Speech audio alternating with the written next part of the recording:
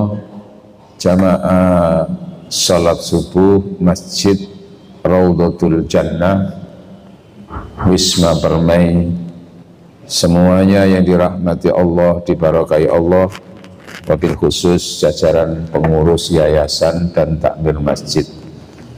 Alhamdulillah, kita bersyukur pada pagi hari ini atas rahmat dan izin Allah kita berkekuatan, berkemauan untuk melaksanakan sholat subuh berjamaah, dilanjutkan dengan sempatnya kita mengikuti kajian ilmu. Mudah-mudahan Allah senantiasa membimbing kita untuk menjadi hamba-hambanya yang bersyukur, selamat dunia ini, selamat akhirati. Amin Allahumma amin. Hadirin, kajian berikutnya itu berkaitan dengan makalah nasihat yang ke-13 dari nasihat-nasihat 2. Qila, ada kata hikmah, kata bijak, hammul arifi as-sana'u wa hammuz zahidi ad-du'a'u. Dijelaskan, hammul arifi as-sana'u, tujuan dan keinginan utama orang yang arif. Arif itu orang yang ma'rifat. Ai muradul arifi billah, yang dikehendaki dan dituju oleh mereka-mereka yang makrifat kepada Allah, as-sana'u, yaitu memuji dan menyanjung Allah, memuji dan menyanjung kepada Allah Ta'ala, bijamili sifatihi, terhadap kesempurnaan dan keindahan sifat-sifat Allah. Makrifat maksudnya yang bagaimana? Jadi gini, dalam tinjauan ilmu hikmah, ilmu notoati, lalu ada yang mewajahi itu tinjauan ilmu tasawuf. Tingkatan makrifat itu ada 3. Zunnun al-Misri, makrifatul am, makrifatnya dan pengetahuannya orang-orang umum. Pengetahuan orang umum itu berdasarkan informasi dari orang lain yang lebih alim, yang lebih tahu. Contohnya, kamu kok tahu kalau sholat itu wajib? Mana dalilnya? Saya tidak ngerti dalilnya, tapi itu kata Ustadz saya. Tidak tahu kira-kira yang di sini nih rata-rata tahu dalilnya apa? Tinggal percaya apa tidak gitu. Makanya kita juga nggak gampang, mana dalilnya, dalilnya mana, dalilnya mana. Karena nanti tingkatan ada orang itu yang tidak mengerti dalilnya mana, pokoknya percaya sama apa yang disampaikan ustadznya, itu umum. Makanya tingkatan ilmu itu ada yang diperoleh melalui mendengar. Tapi itu adalah bagian daripada kemuliaan orang mencari ilmu. Makanya tadi ada ayat yang saya baca di surat Az-Zumar, Allah menyatakan fabashshir ibadilladzina yastami'unal qawla, gembirakanlah orang-orang yang senantiasa mendengarkan qaula. Qaula itu unen-unen atau nasihat. Mulane kita ini perlu belajar sama hari Senin senengoh marang unen nasihat-nasihat sing apik itu. Yastami'unal qaula wa yattabi'una ahsana, lalu ia mengikuti lebih baik.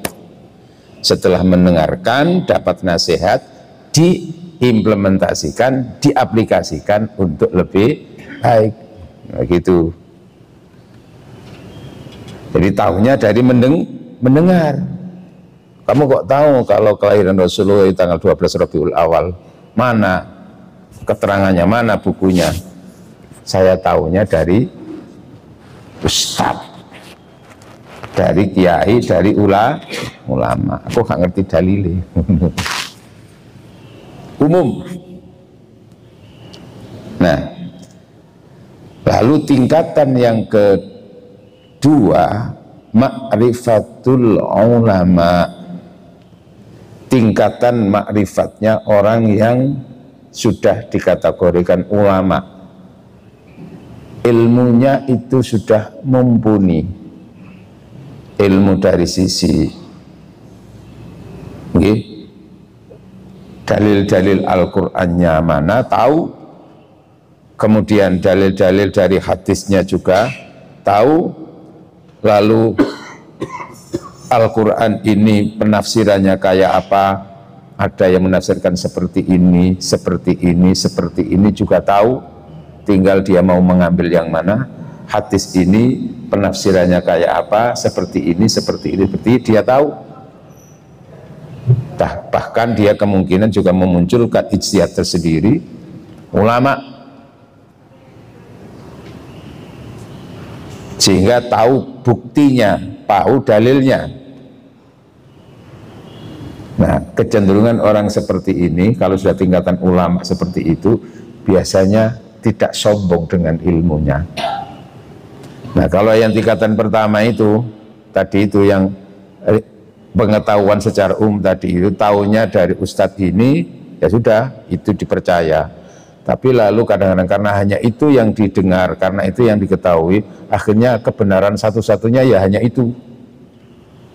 Lalu akhirnya ada informasi yang lain yang dia tidak tahu, dianggap salah. Itu tingkatan orang makrifat am, cenderung takabbaro, merasa benar dengan ilmunya itu, yang lain salah. Nah itu bahaya juga gitu.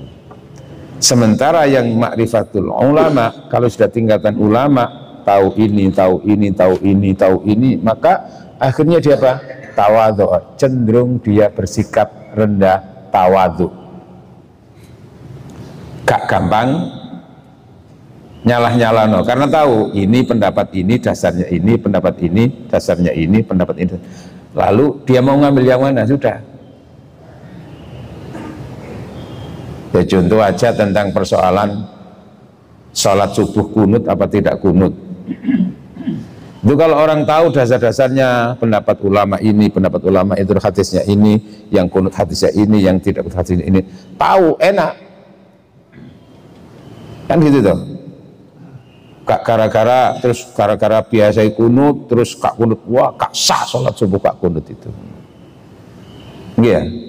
Terus yang biasa enggak kunut, terus melok imam sing kunut, terus wah bid'ah itu kunut itu. Nah inilah kenapa? Karena kadang-kadang yang diketahui hanya satu sisi. Tapi kalau sudah ulama tingkatannya ilmu ini, ya sudah dijalani. Karena semuanya juga ada dasarnya. Wallahu a'lamu bis. Akhirnya apa? Cenderung orangnya itu tidak mudah. Makanya di kalangan ulama itu ada ulama madhab madhab fikih. Itu ada Imam Asy-Syafi'i, ada Imam Hambali, ada Imam Malik, Hanafiyah, Malikiyah, terus yang 4 itu mereka kan banyak terjadi perbedaan-perbedaan dalam menafsirkan hadis dan Al-Quran, tapi mereka tidak pernah menyesat-nyesatkan itu gitu loh. Mereka semua tahu dalilnya, cuman ngambil yang ini gitu ada. Karena mereka yakin, walaupun tetap seperti itu, menurut saya benarnya itu seperti ini, tapi kemungkinan juga ada salahnya dan kemungkinan sana juga ada benarnya, sehingga Nah itu tingkatan makrifat orang yang ulama itu begitu, karena ilmunya luas dan sikapnya cenderung tawadhu, nggak gampang nyalono, apalagi sampai ngafir-ngafirno, apa mana sampai nyesatkan. Nah, tingkatan ulama tahu dasarnya, ayatnya mana, hadisnya mana, pendapat ulama mana itu. Ulama. Lalu nanti tingkatan ma'rifatul khawasil khos, ma'rifat khusus, yaitu ma'rifatul arif, ma'rifatnya orang yang ma'rifat. Apa itu? Dia tidak hanya sekedar tahu tentang dalil, seperti jenengan jalan-jalan lewat terus, oh di sana ada dokter khusus spesialis. Lo kok tahu? Karena aku tahu buktinya. Apa itu? Tahu apa? Ada plakatnya, dokter spesialis ahli gigi palsu atau gigi asli, Pak? Gak ada ya, Pak? Ahli gigi asli gak ada ya, Pak ya? Nggak berani orang mau pasang gigi asli itu. Gigi di sopo. Kok tahu kamu? Ya, itu ada. Tapi nanti sementara ada orang lain itu bukan hanya berdasarkan bukti dalil tadi, plakat itu, banner itu, tapi dia sendiri ketemu, betul-betul menyaksikan gitu loh, Pak. Syahadah. Nah, arif yang ketiga ini itu bukan hanya semata-mata bertumbuh kepada apa? Ayat, atau bertumbuh kepada hadis, atau bertumbuh itu, tapi apa? Dia betul-betul diberitahu oleh Allah dari sisi apa? Kekuatan batinnya, kekuatan ruhania, sehingga apapun yang terjadi itu dia, wah begini memang Allah menghendaki seperti ini jadi. Ya contohnya kayak kita mengambil salah satu contoh, Pak, kayak perjalanan Musa dengan seorang hamba yang disebut di Al-Quran itu kan, fawajada abdan, maka ia bertemu dengan seorang hamba, atainahu milladunna, yang aku beri kepadanya milladunna, dariku. Makanya lalu muncul istilah ilmu laduni, langsung dari Allah. Ada kejadian seperti ini, nanti ke depan kayak apa dia tahu gitu loh, Pak. Halo, kan itu termasuk yang Musa berguru kan gitu, termasuk ketika naik sebuah kapal lalu oleh ya hamba Allah tadi yang ditafsirkan adalah Khidir. Itu kenapa ini kok dilubangi? Karena nanti dia akan tahu 1 hari 2 hari ke depan itu kayak apa. Tentu itu miladunna, dari ilmu Allah. Nah saat itu Musa kan syariat, protes, ya wajar juga. Gila, Pak, jenengan itu guru saya, kan gitu toh. Jenengan ini kok berbuat sesuatu yang kan di Al-Quran tahu apa itu? Panjenengan itu kok melakukan sesuatu yang sayan imro, sesuatu yang apa, kontroversial. Lah kapal api-api kok dibolongi gigi opung kan gitu. Nah itu contoh, Pak. Ya syariat bener juga, kapal kok dibolongi. Tapi ini apa? Tingkatannya sudah makrifat, hakikat. Iki loh, iya kan? Setelah 3 kejadian Musa tidak bisa menjangkau ilmu itu, maka dia merasa nggak cukup. Apa itu? Saya menyadari ilmu saya nggak nutut. Nah, tapi lalu oleh Khidir tadi itu, Musa, supaya kamu tidak penasaran mengapa kapal saya lubangi. Mengapa kapal saya lubangi?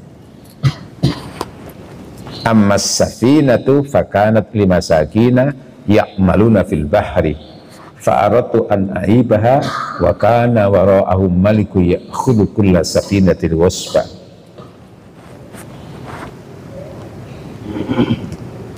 Jadi mengerti apa tentang rencana Allah tentang sesuatu, karena memang diberi ilmu oleh Allah. Musa, kapal itu saya lubangi karena kapal itu milik orang-orang miskin. Surat Al-Kahfi Pak nggih, jelasnya itu. Nah, wa kana wara'ahum malikun, dan orang-orang miskin itu berada di genggaman dan cengkraman penguasa yang zalim. Malikun, raja, ya khudhu kulla safinatin wasba, yang akan merampas kapal-kapal, semua kapal secara paksa. Semua kapal secara paksa. Berarti istilah sekarang apa? Bajak. Bajak apa Pak? Bajak laut. Iya. Nah, nanti pada saatnya Musa, memang kapal itu kemasukan air. Oke. Pada saat perampok atau perompak itu datang yang mau mengambil kapal-kapal yang ada di sandaran di situ di pelabuhan itu, maka tidak akan merampas kapal ini. Untuk apa mengambil kapal yang rusak dan bocor, tambah ngerepoti. Pada saat perampok datang, tentu orang-orang miskin itu juga bingung, takut apa? Kapalnya akan diambil, bingung, ya apa ini, ya apa? Ternyata nggak jadi diambil gara-gara sudah bocor. Ya mungkin sementara ketika kapal dilubangi oleh Khidir itu mungkin malah marah ya orang miskin itu. Orang ngajar, orang tua gak ngerti, tua mapal kok di. Nah, pada saat ketika perampok datang itu dia sempat cemas, ternyata nggak jadi diambil dengan kata-kata, nggak usah diambil itu, yang bocor itu untuk apa? Akhirnya baru tahu, ya Allah, lah coba kapalku gak bocor. Ya wis gak duwe kapal, angel urunan mana ya gak duwe bondo. Tapi karena hanya bocor saja, toh gampang nanti masih bisa ditambal. Itu lah ilmu-ilmu seperti namanya ilmu makrifat, karena langsung ilmunya dari Allah, tahu apa yang dikehendaki Allah dengan sesuatu nanti ke depan itu. Nah, lalu di situ juga disatakan kulla safinatil wasba, semua kapal diambil secara paksa. Di situ lalu ditafsirkan kullun itu punya makna sebagian besar, karena kenyataannya nanti ada kapal yang tidak bisa diambil, understand? Dan kullun itu juga berlaku hanya yang ada di situ, nggak seluruh dunia. Nah itu juga bisa dipakai untuk menafsirkan tentang kalimat yang disampaikan Rasulullah, kullu bid'atin dolalah, semua bid'ah dolalah. Itu di situ juga ada lokalisasinya, ada bidang apa itu gitu, nggak semuanya. Understand? Nah inilah keluasan ilmu itu mempengaruhi. Oke, kita kembali. Orang yang makrifat itu tingkatannya apa? Karena tahu rahasia-rahasia kejadian, rahasia-rahasia ciptaan Allah. Tentu itu tidak berlaku umum. Lah jenengan ini tidak tahu tingkatan yang mana. Ada ma'rifatul am, umum, sekedar tahu informasi dari yang lain. Sudah, karena kita yakin orang itu benar, ya sudah. Terus apa? Ma'rifatul ulama, berdasarkan ilmu-ilmu yang sudah dimilikinya. Terus yang ini ma'rifatul arif, ma'rifatnya orang yang ma'rifat arif billah di situ, sehingga hubungannya dengan orang yang beribadah itu, orang yang berzikir itu, kalau sudah tingkatannya ma'rifat, itu semata-mata memuji dan menyanjung atas apa? Keindahan dan kesempurnaan takdir Allah, kesempurnaan ciptaan Allah, semata-mata ridho Allah. Itu bedanya Pak Nggih. Wahamuz zahid. Nah, yang kedua itu beda, yaitu apa? Zahid. Zahid ketika ia memuji Allah, ketika ia berzikir kepada Allah dan berdoa kepada Allah, itu doa, ada permintaan, Pak. Cuman permintaannya orang zahid itu bukan permintaan dunia, Pak. Permintaan akhirat, Pak. Permintaan akhirat. Ai muradu, yang dimaksud orang yang ada orang makrifat, ada orang zahid, Pak, nggih, zuhud, nggih. Beda tingkatan lebih tinggi yang makrifat itu, Pak. Arif billah itu, Pak. Orang yang zuhud itu adalah ingin mendapatkan tambahan, ya. Orang yang zuhud itu maksudnya adalah orang yang berpaling dari tambahan-tambahan dari apa yang dibutuhkan. Kalaupun ia menginginkan sesuatu sekedar sesuai dengan kebutuhan dia hidup di dunia ini, ya, biqalbihi, melalui hatinya dengan berdoa, wa huwa tadhu ilallahi ta'ala, dan dalam berdoa kepada Allah itu dia berharap, bisualin, dengan pertanyaan, dengan keinginan atau permintaan, ma indallahi minal khairi, apa yang dimiliki Allah berupa kebaikan, kebaikan akhirat. Karena hammal arif rabbahu, kehendak dan keinginan orang kalau sudah tingkatan makrifat itu semata-mata Allah, ridho Allah. Las sawab walal jannah, yang diinginkan bukan pahala dan bukan surga. Kalau tingkatan orang makrifat itu, tingkatan orang cinta itu bukan pahalanya, bukan surga yang diinginkannya. Ini kan ya dunia akhirat, Pak, ya, swarga. Enggak, bagi orang yang makrifat itu enggak mikir surga, enggak mikir pahala itu. Seperti kita, kalau sudah tingkatan makrifat, tingkatan zahid itu seperti sholat seperti ini, berjamaah subuh. Orang yang zuhud itu mikirnya, sama subuh-subuhnya itu gak buka usaha, gak buka peracang, iki wae akhirat iki. Nggih. Tapi kalau orang kabotan mbek donya, iki wae laris-laris. Nggih kan ngoten to. Salat sepenting pokoke salat ae, gak usah ngaji, gak usah. Oke. Ya bener sing penting salat. Sementara eman rek, aku tak salat rek jamaah soalnya 27 pahalanya. Mikire ganja itu orang zuhud, Pak. Nah, di dalam hal ini jenengan termasuk zuhud, Pak, nggih. Karena gak mikirin dunia sementara iki. Akhirat. Tapi orang yang tingkatannya makrifat, tingkatannya cinta, kenapa sampean kok berjamaah? Apa supaya dapat 27? Enggak, aku gak mikir dapat pahala atau tidak. Tapi karena Allah ridho dengan apa yang kami lakukan. Itu aja sudah. Yang penting Allah ridho. Aku gak mikir pahala, gak mikir swarga. Nah itu bedanya, Pak. Nah tinggal jenengan yang mana kira-kira? Sing paling roya jenengan diri. Waham muzahid, sementara keinginan orang yang zuhud itu adalah untuk kepentingan dirinya, aiman fa'atu nafsihi, kemanfaatan dirinya, minat thawabi, berupa pahala-pahala, wal jannah, dan surga. Nah, maka fafarrik baina, maka bedakan baina, antara orang yang keinginannya supaya bertemu dengan bidadari, supaya dapat surga, supaya dapat pahala, dan semata-mata keinginan orang yang hanya Allah. Makanya salah satu munajah yang sering kita dengar kemungkinan juga itu adalah munajahnya Robi'ah al-Adawiyah. Gimana? Ya Allah, saya berzikir dan saya beribadah kalau niatnya supaya saya ini mendapatkan kekayaan dunia, ya Allah,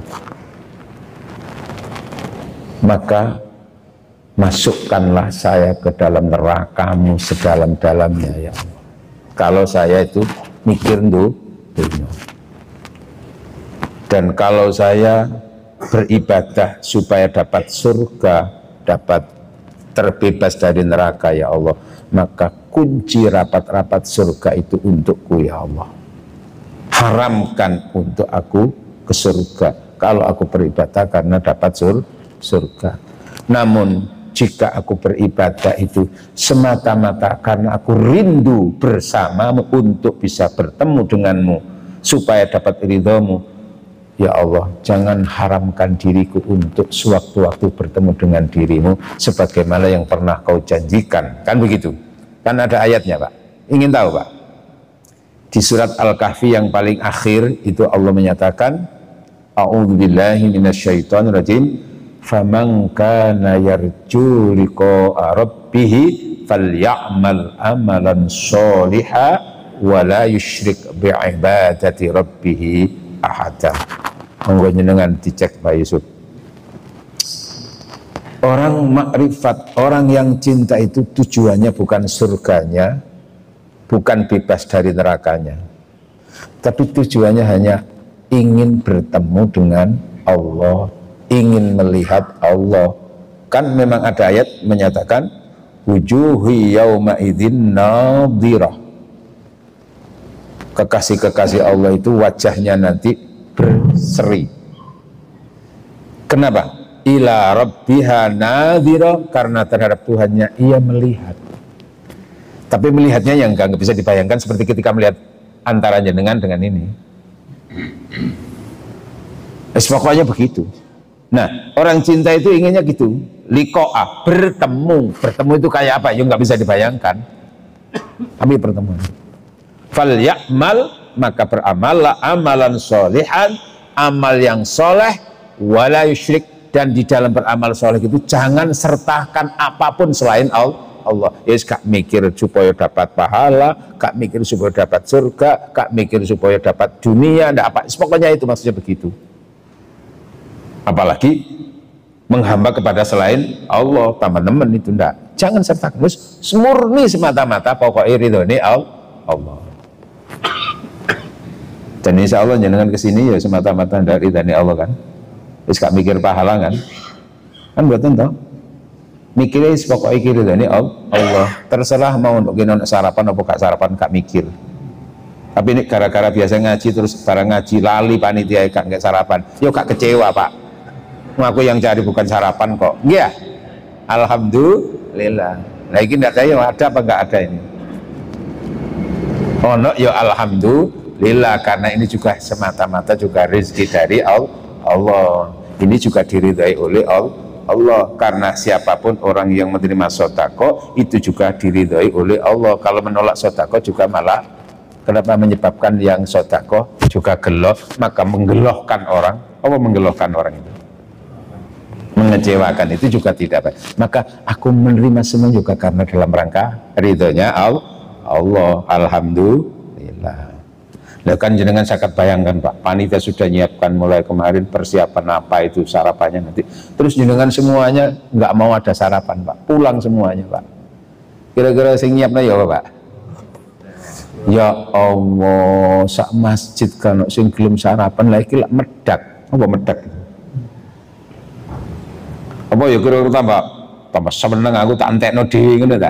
Nah, maka akhirnya yang sedekah juga diridhoi Allah, yang menerima sedekah juga diridhoi Allah. Sama-sama so dapat ridho ngono Pak. Jamaah alhamdulillah. Dihukum. Al-maqalah berikutnya. Ini ya itu Pak, ngaji hati Pak ngeten iki Pak ya. Noto hati. Tahu akhirnya kan jenengan merespon nanti, oh iya ya gitu ya. Al-maqalah ar-rabi'ah, tingkatan maqalah apa maqalah yang ke-14, an ba'dil hukama, disampaikan oleh sebagian orang yang hukama itu ahli hikmah Pak. Ya tadi itu melihat sesuatu itu bukan semata-mata aspek lahiriah Pak, tapi hikmah itu apa? Dibalik sesuatu itu di situ dia ahli hikmah namanya. Atau menyampaikan segala sesuatu itu sesuai dengan realitasnya. Terus kemungkinan juga dampak-dampak itu dipertimbangkan gitu loh Pak. Itu ahli hikmah itu di situ Pak. Ai atibbaul qulub maksudnya ahli hikmah itu adalah orang-orang yang dikategorikan wong sing duwe tombo ati. Ucapannya itu nggarai orang itu terobati hatinya. Orang mendapatkan hidayah, mendapatkan wahum al aulia, mereka itulah aulia. Apa wali? Kekasih-kekasih Allah, wali-wali Allah. Man tawahhama, barang siapa yang meyakini, waham itu ya, berkeyakinan anna lahu waliyan, bahwa dirinya itu punya penguasa atau punya pimpinan atau Tuhan, aula minallah, yang lebih mulia dibanding dengan Allah, ada itu ya, annalahu waliyan aula, bahwa dia punya wali yang lebih utama dibanding, pelindung yang lebih utama dari Allah. Bisa wali itu juga pelindung, Pak. Pelindung yang lebih utama dibanding dengan Allah. Qallat, maka qallat ma'rifatu billah, maka ia sedikit pengetahuannya tentang Allah, ma'rifatnya tentang Allah. Wal makna, maksud dari pernyataan Ibnu Hajar al-Asqalani lalu ditafsirkan oleh Imam An-Nawawi, man donna, barang siapa yang donna, apa donna itu?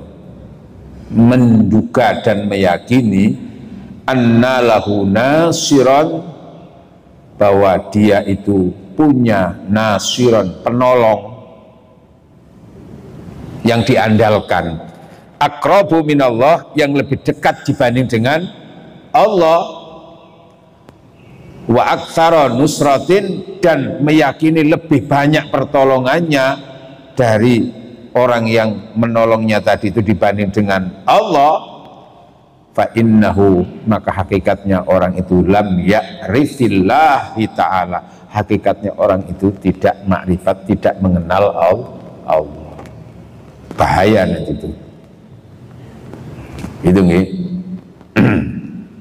Pun jadi kalau dia meyakini ada penolong selain Allah, itulah yang paling utama, berarti dia bisa-bisa nanti itu dia, satu dia tidak marifat, satu dia akhirnya bisa musyrik, memposisikan selain Allah sebagai penolong utamanya, ada Tuhan. Termasuk umpamanya karena dia sakit lalu yakin dokter itu yang paling yang bisa menyembuhkan, bukan Allah gitu loh ya. Nah ini bahaya itu. Termasuk obat itu yang menyembuhkan, bukan Allahnya, itu bahaya. Tapi kalau orang itu, Allah memberikan kesembuhan saya melalui ilmunya dokter, Allah memberikan kesembuhan saya melalui zat yang terkandung di obat ini, itu benar Pak. Itu karena Allah memberikan kesembuhan juga kadang-kadang melalui wasilah. Apa wasilah itu? Perantara makhluk Allah, dan itu tidak dijadikan sebagai Tuhan Pak. Enggak, wasilah itu penting Pak dalam kehidupan itu ya. Ya ayyuhalladzina amanu taqullaha wabtahu ilaihil wasilatah, surat Al-Maidah begitu. Carilah untuk menuju apa yang kau inginkan dari Allah melalui wasilah. Oke. Tapi ini enggak, ini yang utama gitu loh. Seperti Qarun ketika ditanya, panjenengan kok sekaya ini Qarun, itu semua itu karena ilmuku loh. Enggak ada hubungannya dengan Tuhan. Wah wis bahaya itu. Nah itu.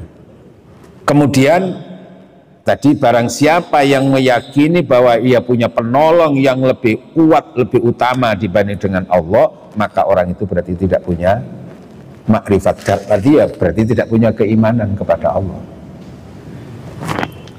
Nah kemudian berikutnya, waman donna, dan barang siapa yang meyakini, yang kedua ini berarti nasihat yang kedua, dan barang siapa yang meyakini annalahu aduan. Aduan itu ismu innah, ya, aduan, musuh artinya. Barang siapa yang meyakini bahwa dia itu punya musuh yang lebih utama, akwah yang lebih kuat, min nafsi, daripada nafsu dirinya sendiri yang al-ammara wal lawama, yang meyakini bahwa musuh terbesarnya itu adalah ada musuh lain dibanding dengan nafsu dirinya, nafsunya ammara dan al-lawama. Fa innahu lam ya'rif nafsahu, berarti dia tidak mengenal dirinya sendiri. Ada makalah a'da aduwak, musuhmu yang terbesar itu adalah nafsukal ladzi baina yadaik baina jambaika, ya nafsumu sendiri yang menempel dalam diri kamu, itu musuhmu yang terbesar. Jangan mikir musuh-musuh yang lain. Musuh terbesar itu adalah, karena itu nafsu. Nafsu yang bagaimana? Nafsu ada nafsul ammara, ada nafsul lawama, ada nafsul mutmainnah. Nafsul ammara itu pun ada tingkatan. Ada tingkatan. Nafsul ammara itu nafsul bahimiyah, nafsu binatang itu kok. Mikirin nafsu syahwat kok. Ya, mikirnya yuk syahwat itu bagaimana menyalurkan nafsu syahwatnya itu. Amarah, lalu setelah dapat syahwat yang halal menyimpang, cenderung menyimpang. Ya contohnya menikah itu kan salah satu motivasinya kan karena punya syahwat pada perempuan, Pak. Oke. Nah sudah, supaya dengan menikah itu nafsul mutmainnah tenang dengan itu. Tapi kan kadang-kadang kalau sudah dapat itu cari yang haram kan kadang-kadang. Nggih, Pak, nggih. Nggih. Ingin bervariasi. Nah, itu berarti yang dituruti adalah nafsul ammarah al-bahimiyah. Lalu nanti ada nafsul ammarah, nafsu ammarah yang cenderung mengajak kepada keburukan. Yang berikutnya adalah asyafu'iyah. Nuruti apa? Syafu itu apa? Naluri untuk kenyang itu berarti mikir mangan terus kan gitu loh. Yeah. Terus ada nafsu ammarah syaitoniyah. Syaitoniyah apa? Senang menipu, senang itu loh kayak gitu loh, Pak. Senang apa? Menjatuhkan orang lain dan semuanya itu nafsu syaitoniyah. Merasa paling pintar sendiri itu syaitan, Pak.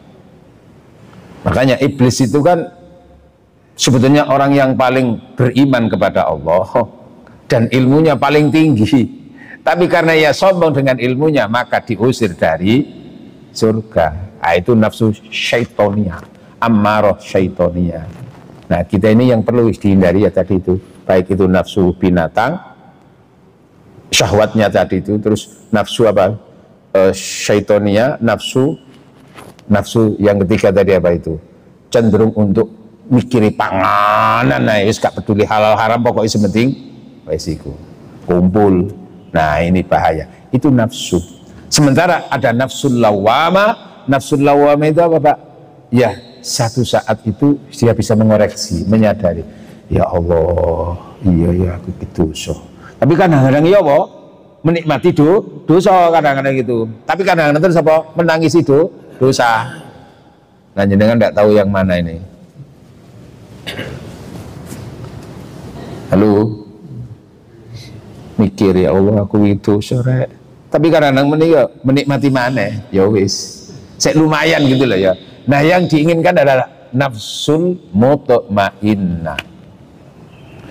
Nah tadi di sini barang siapa yang meyakini bahwa ada musuh yang lebih besar daripada nafsul ammarahnya, ya oh, berarti dia tidak mengenal dirinya sendiri. Makanya akan kita sangat banyak diingatkan oleh Allah tentang apa? Koreksilah, lihatlah pada dirimu sendiri. Wa fi anfusikum, dan di dalam dirimu sendiri, apakah engkau tidak memperhatikan? Di dalam dirimu itu bisa aspek yang baik-baik, supaya muncul syukurnya, kan gitu toh. Tapi aspek yang buruk-buruk supaya kita terus senantiasa merasa banyak salah dan banyak dosa, sehingga memperbanyak istighfar. Sehingga ketika kita mendengarkan ayat innallaha la yughayyiru ma biqaumin hatta yughayyiru ma bi anfusihim,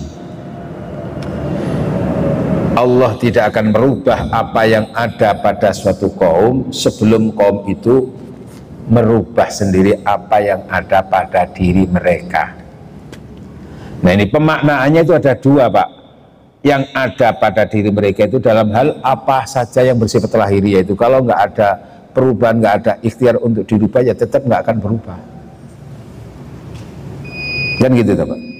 Tapi bisa bermakna anfus itu adalah jiwa, hati, Pak. Karena suatu waktu kadang-kadang hati itu juga diungkap dengan kata-kata ma fi anfusikum, apa yang ada di dalam jiwamu, apa yang ada dalam dirimu.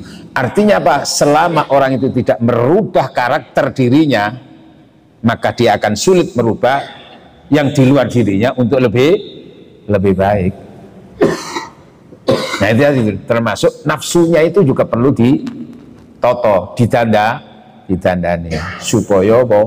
Supaya jadi berjalan dengan baik dan nafsul mutmainnah. Tapi kalau ada orang itu masih meyakini bahwa musuhnya terbesar itu selain yang ada pada dirinya, selain setan, maka dia adalah orang yang apa? Tertipu. Karena sesungguhnya musuh terbesar itu ya dirinya sendiri, dikuatkan dengan setan. Nah, nanti setannya masuk itu ya diantaranya melalui apa? Nafsu itu, Pak. Tadi itu baik nafsu yang hubungannya nafsu bahimia, binatang tadi itu, nafsu syabu'iyah, nafsu ingin kenyang terus tadi itu, dan nafsu untuk menipu tadi itu. Nah, setan masuk itu lewatnya nafsu manusia itu tadi itu. Maka kenapa diantara kita disyariatkan berpuasa? Berpuasa Ramadan itu kan salah satu latar belakangnya kan dengan berpuasa itu supaya orang itu bisa mengendalikan nafsunya itu. Dengan jauh dari makan itu akhirnya nanti nafsunya itu menurun. Nah, disitulah akhirnya dia tidak gampang dimasuki oleh kekuatan setan tadi yang suka menipu itu.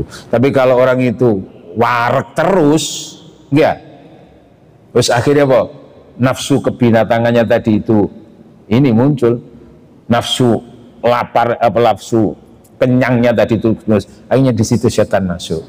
Nah, itu makanya kan ketika Ramadan datang itu setan-setan dibelenggu, surga dibuka, terus neraka ditutup. Maksudnya itu apa? Ya karena kekuatan keimanannya, lalu dia mampu mengendalikan hawa nafsunya dengan berpuasa itu, surga dibuka, setan dibelenggu.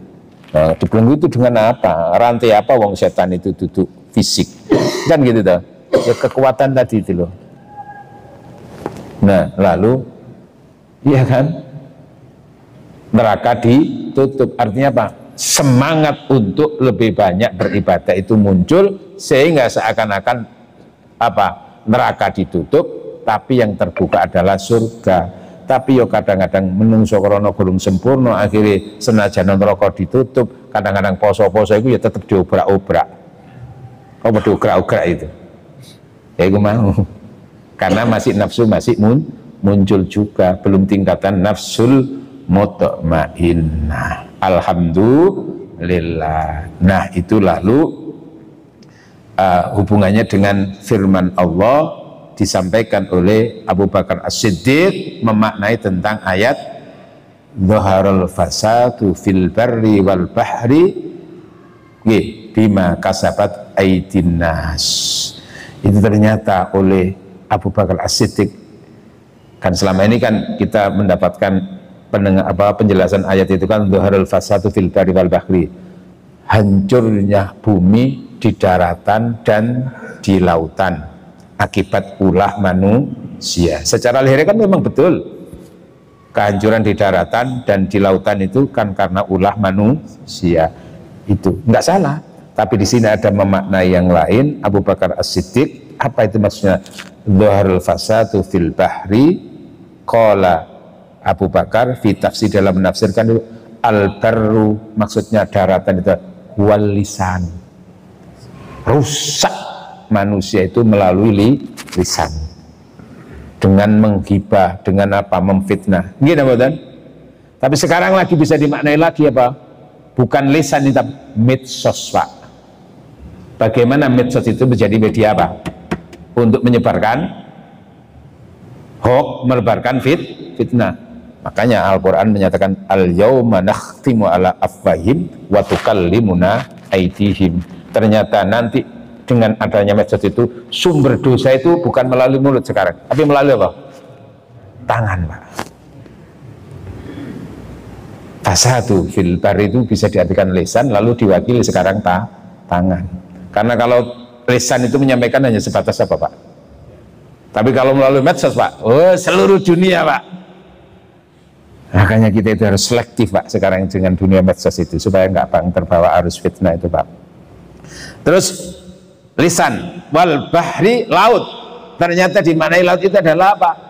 Hati, Pak. Karena rusaknya lisan, rusaknya perbuatan itu dipengaruhi juga oleh laut. Lalu bahri itu tadi kenapa diartikan hati? Karena dalamnya laut yang hakiki masih, tapi kalau dalamnya hati itu lebih dalam daripada lautnya itu, Pak. Katanya Pak, dalamnya laut masih bisa diukur dan diselami, tapi kedalaman cintaku kepadamu itu apa satupun yang ngono akhirnya, Pak. Makanya kalau sudah hatinya yang rusak, Pak, wes angel, Pak. Oh, puai iso dipola bagaimana akhirnya itu kayaknya seperti itu kebenaran, Pak. Ini betul. Hati itu, Pak, akhirnya. Zaharul fasadu fil barri wal bahri bima kasabat aydin nas. Ulah manusia yang sudah rusak lisannya, ulah manusia kalau sudah rusak hatinya, bahaya, lebih bahaya daripada sekedar orang yang hanya apa? Rusak secara lahiriahnya, Pak. Mudah-mudahan kajian ini ada manfaatnya, diridhai Allah Subhanahu wa ta'ala. Amin Allahumma amin. Dan karena nanti habis ini langsung saya akan ke Bojonegoro, ya jarum super, Pak. Jarang di rumah suka pergi, karena nanti ada tugas untuk memberikan pembinaan wisuda di Bojonegoro, Sekolah Tinggi Agama Islam Muhammadiyah di sana. Saya mewakili karena Kopertes, koordinator perguruan tinggi Islam swasta. Maka sebetulnya pagi ini, malam ini tadi ada acara di Hotel Santika, tapi saya sudah pamit sama teman-teman panitia. Saya besok pagi ngaji dulu, tapi langsung ke Bojonegoro, nanti tolong ditutup oleh tim. Jadi berbagi, Pak. Alhamdulillah. Mudah-mudahan kita senantiasa selamat, sehat, barokah. Masih ada yang tanya, Pak? Nggih. Saya ingin penjelasan terkait dengan ridho Allah itu sudah masuk. Gimana? Ridho Allah. Aku tak surga itu sudah ridho Allah. Jadi gini, Pak.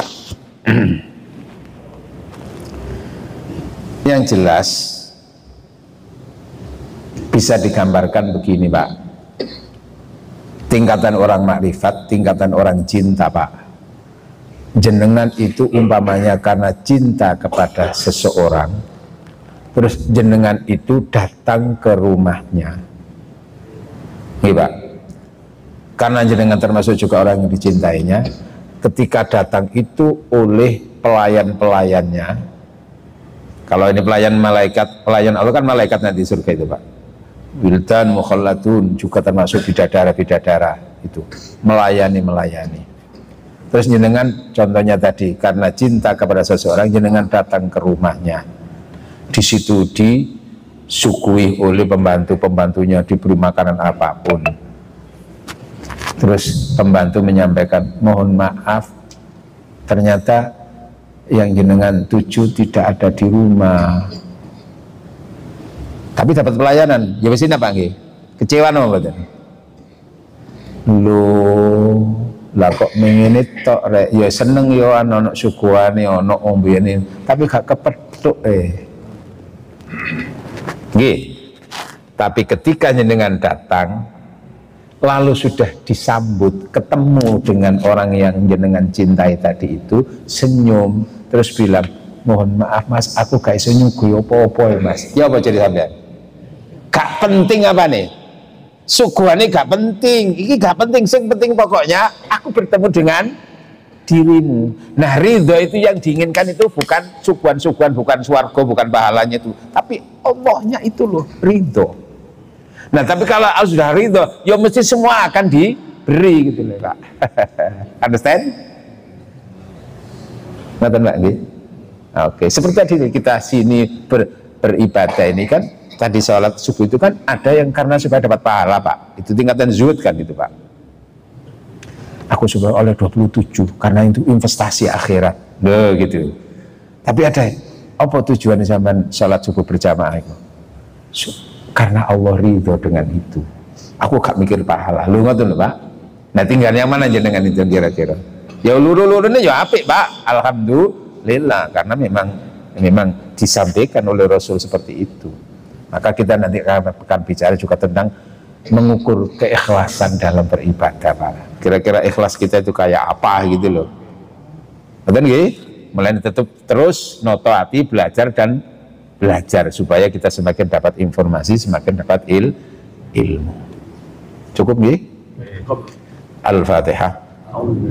A'udzu billahi minasyaitonir rajim. Bismillahirrahmanirrahim. Alhamdulillahirabbil alamin arrahmanir maliki yaumiddin. Iyyaka na'budu wa iyyaka nasta'in. Ihdinas siratal mustaqim. Siratal ladzina an'amta 'alaihim ghairil maghdubi 'alaihim.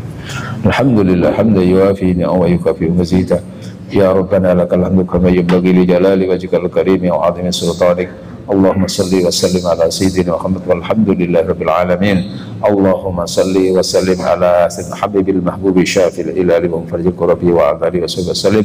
Allahumma a'inna ala dzikrika wa syukrika wa husni ibadatik. Allahumma barik lana fi umrina, Allah barik lana fi ilmina, Allah barik lana fi arzakina wa kasbina, Allah barik lana fi dzurriyyatina wa usratina bi rahmatika rahimin. Rabbana ighfir lana wa li walidina warhamhum kama rabbawna shighara. Rabbana atina fid dunya hasanah wa fil akhirati hasanah wa qina adzabannar. Wa sallallahu ala sayyidina Muhammad walhamdulillahi alamin.